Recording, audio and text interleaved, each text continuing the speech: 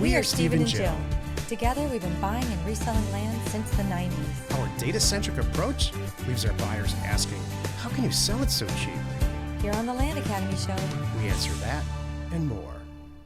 Steve and Jill here. Hi. Welcome to the Land Academy Show, entertaining land investment talk. I'm Steve and Jack Butella. And I'm Jill DeWitt, broadcasting from the Valley of the Sun. Today's Jack Thursday, and I'm going to talk about starting your day with tiny little successes. I read an article. Well, I'll save it for the show. Before we get into it, let's take a question posted by one of our members on the landinvestors.com online community. It's free. And check us out on Discord if you're a member. There's tons of amazing information being exchanged there. And don't forget to subscribe on the Land Academy YouTube channel. Comment on the shows you like. Michael wrote, update, semicolon. Update colon. I have completed my second mail campaign. My first mail campaign was 3,500 units and yielded one deal.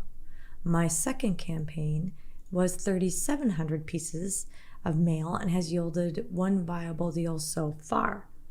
I'm worrying about putting together my third campaign, but I'm wondering... He's working. Oh, I'm working on putting together my third campaign, but I'm wondering if these results are typical. Yes. By the way, I use a funding partner, so I basically just recovered mailing costs after deal splits.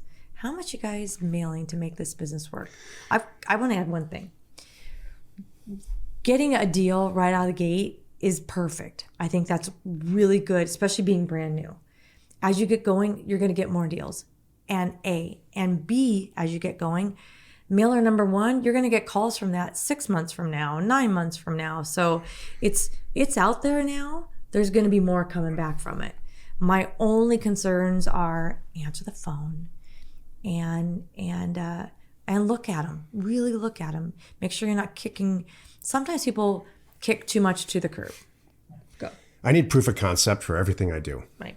And you just achieved proof of concept for yourself. It works. You bought some property. You sold it. You recovered your costs. You found a funding partner. You got yourself all set up. All the stuff that's involved in setting up a business, you're past all that. It's time to start doing bigger deals. You can do it, and if you're just recovering mail costs, you're probably buying for $1,000, selling for $3,000, and then splitting the difference. So how about you buy for $30,000 now? You're using a funding partner anyway. Right. Buy for $30 and sell for $90. You're going to make up you're going to, triple your costs in one deal that cost you the whole year. It's an interestingly worded because this yielded a lot of response in Discord, and everybody, starting with Kevin Farrell, the monitor, said, "Congratulations, you're doing it." Right. Yeah. What's the problem? Yeah. Don't try to find something wrong. Just start doing bigger deals, maybe larger mailers. Keep going. Obviously, where you're sending mail may not be the place to buy for $30 and sell for $90. Mm-hmm. So look for another place. Mm-hmm. Check out Chapter 3 in Land Academy 3.0 and see how we troll for new markets. Cool. Today's Jack Thursday. I'm going to talk about starting off your day with a small success. This is why you're listening. I came across an article, I think it was in Fortune, Forbes, possibly Entrepreneur magazine, on the internet. And I sign up for all this stuff because we talk on the Thursday call about what's going on in the market.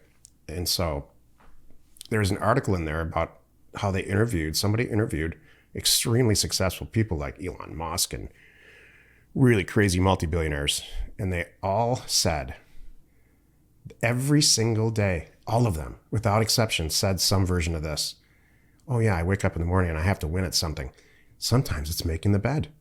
Sometimes it's reorganizing your junk drawer. Sometimes it's cleaning up your inbox. That's the first thing you do. It's one of the first things I do when I go to work is I clean out the inbox if there's anything in there at all. Get rid of all the stuff I don't care about. There's usually 3, 4, 5 emails that I care about. I address those or I schedule them out. And so I stare at an empty inbox, maybe 20 minutes into my workday, and I pat myself on the back. Subconsciously pat myself on the back like, yeah, I'm getting stuff done. Mine's a gym. Yeah. Perfect, Jill. Mm-hmm. That's a huge win. Mm-hmm. And it's not. And I have to get out of the way in the morning. Yeah. You know what's funny about that one for me? It's a win and it's therapeutic. Not just physically, but you know what I mean? Mentally, I don't have to think about anything. So continue down that path. I would highly recommend that you stare at Outlook like we all do, everybody, and it tells you what you're going to do that day. Mm-hmm. Exactly when you're going to do it, what meetings you're going to have, what title companies you're going to call, when you're going to interact with your transaction coordinator if you have one. And pretty soon, a couple straight weeks of that, you're going to be you're going to be twiddling your thumbs by 11 in the morning or 10 in the morning even. You know what I do along these lines? Like, yeah, I want to win every day too, but I also want to get the stuff I hate out of the way first.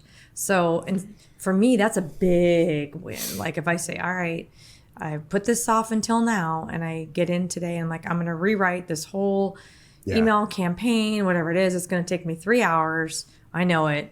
And then I'm like, then I'm really win on those things. And now it's lunchtime and boy, did I kill it. Yeah. And then I have a few little things left to do and I'm like floating. You know what I used to do? I don't do it anymore because I have Jill, but I'm not a phone person. That's the sales part of me is just not, I can do it, but I don't like it. So what I used to do is force myself right when I got into the office. I did this when I was an accountant. I did it in every job that I've ever had is I get on the phone with somebody. I call somebody, not Jill, but I'll call somebody, make a call, a business related call. And it gets me over that, I gotta talk to people on the phone again today. I'm very lucky now I don't have to do any of that stuff. Jill does it. I'm trying to think of other successes. It's great when you show up and people bought your property. That's good. Sometimes you don't even have to do it yourself. Like, think about this. You want to start your day off with a small success, just wake up and see money in your bank account because someone checked out. That's nice. Or you get an email that says, hey, we're closing early. That's nice. Boy, I'll tell you, I used to do that too. I don't do it anymore. But just open your bank account in the morning and that'll put a smile on your face if everything's going right. It's kind of a big success. Yeah. So awesome. Happy you could join us today. 5 days a week, you can find us here on the Land Academy Show. Tomorrow's Jill Friday.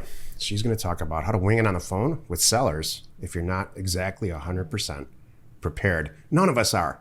She's not 100% prepared. No. This is a massive compliment. I wrote this. We were talking about this show, this title of the show earlier, and I wrote this, and while I'm writing it, I'm like, God, Jill's just afraid of nothing when it comes to this kind of stuff. Thanks. You are not alone in your real estate ambition.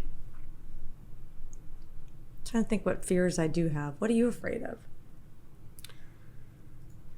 Nothing in business. Nothing. Nothing money related. Nothing relationship related. I'm afraid of our children sometimes. Yeah, that's a good one. But you can't show fear like that. No, they can smell it. Yeah. Yep. It's not I'm not really afraid of anything. I just don't, there's a lot of stuff I don't like. And that list gets bigger as I get older. Sometimes I'm afraid of you driving really fast. Oh, really? Yeah, I get a little afraid of that. Yeah. I always thought you were a faster driver than me. Well, yeah, when I'm not in control. See, there's a little difference. Jill just bought an Acura NSX. Yeah. And I went 145 miles an hour. That was fun. Okay, so that one was not okay. That kind of. You know what? Because you know what? That car's okay. Maybe in a 63 Stingray is a little different. Oh, yeah. Or in an RV. Yeah, that's not That's cool. why he's like barreling down a mountain in the RV. I'm like holding on. Oh, I see what you're saying. So yeah. Yeah, I always slow down when you tell me. Well, and then sometimes when I'm not there and you're on a motorcycle, that scares me a little bit.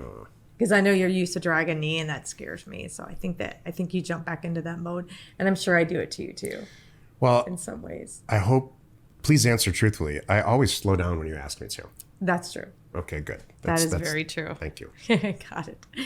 Thank you for tuning in. We hope you find our content valuable and we really appreciate your support. If you haven't already, don't forget, check out our YouTube channel and hit the subscribe button. And if you remember, don't forget, get on Discord. Can't say that enough.